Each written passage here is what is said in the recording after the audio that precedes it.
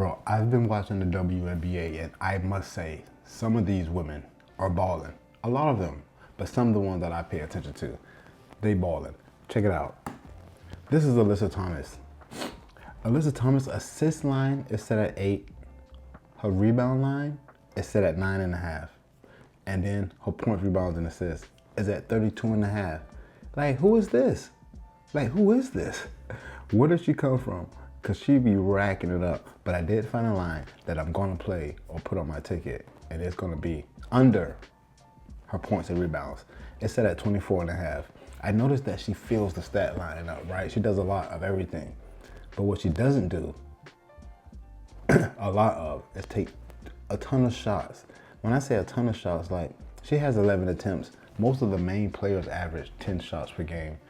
As you can see, once just going through these players, I noticed that 10 shots per game is where the person who takes the most shots are at 10. So for her to have 11 shots per game and she shoots 52%, she should have more than that. But to average 11, I'll take that. I expect her to take less than 11 shots, and then she can do whatever she wants with her points and rebounds. But I need her to go under 24.5. In the last 5 games, she's only going over it once. But still, if you look at her assist line or her points, look at how many assists she had in the last 2 games. That's insane. 14 and 11, that's crazy. Even her rebounds in the last 5 games, she had 14 rebounds last game.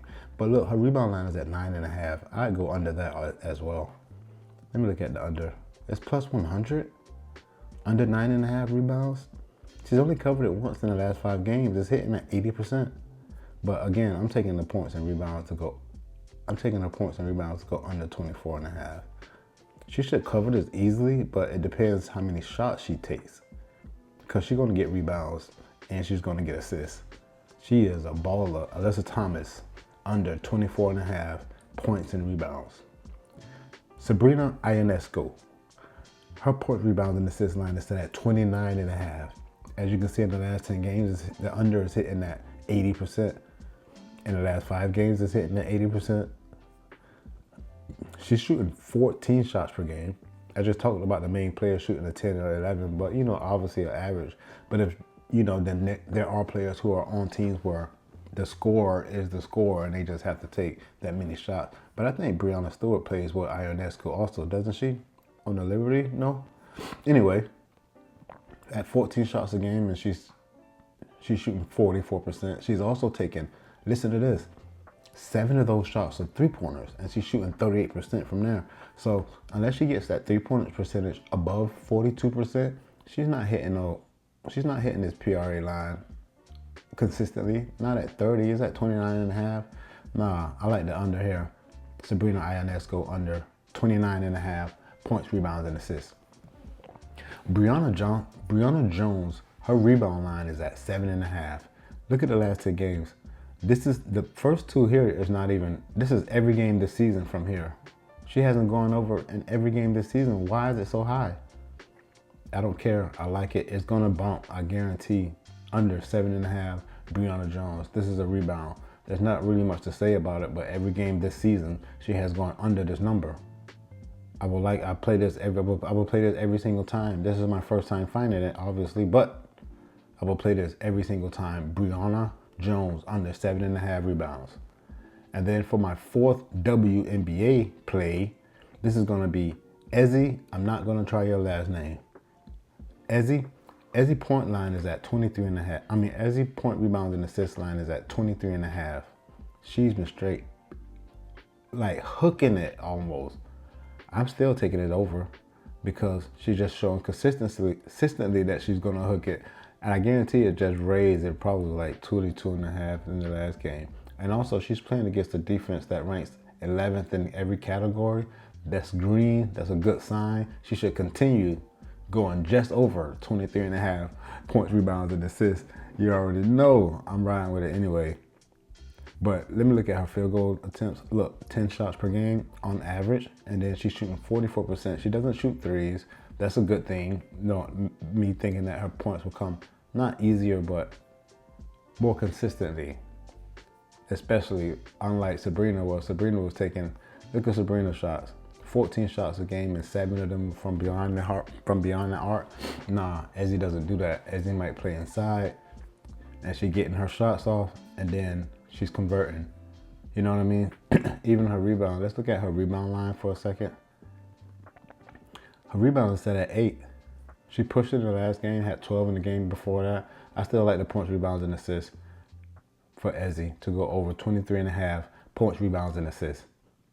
There you go, 1, 2, 3, 4. That's my 4 WNBA plays. And now I have 3 pitchers. That don't work anymore. I have 3 pitchers. We'll start with Spencer Arrighetti. Spencer Arrighetti strikeout line is set at 6.5. He's been balling, right? Look at it on a little incline here. However, I like the under 6.5. He's never faced off against St. Louis, well, this season or maybe ever. He doesn't have any batters that he's faced. I said against St. Louis. He hasn't faced any batters here. There are no batters on the roster who has faced Arrighetti. I don't even know how long Arrighetti's been pitching. Anyway, I'm taking him under 6.5.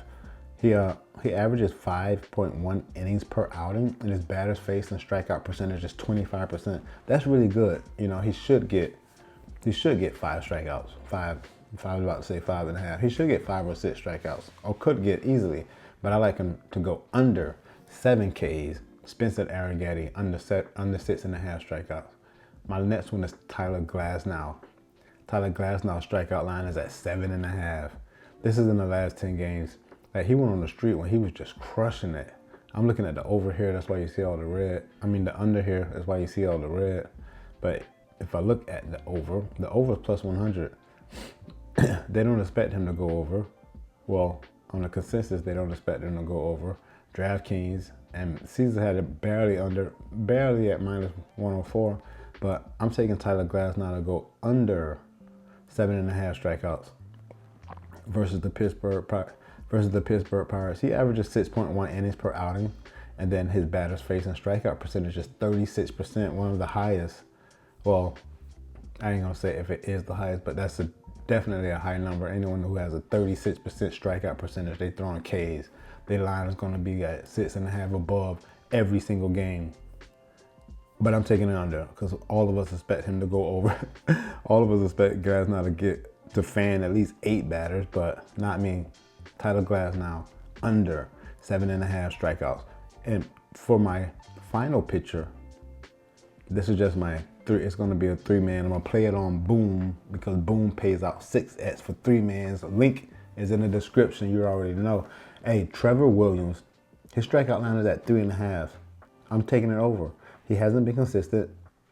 It's hitting at 50% in his last 10 starts. In his last 5 starts, it's hitting at 60%. He only averages 5 innings per outing, and his batters facing strikeout percentage is 25%. That's not bad for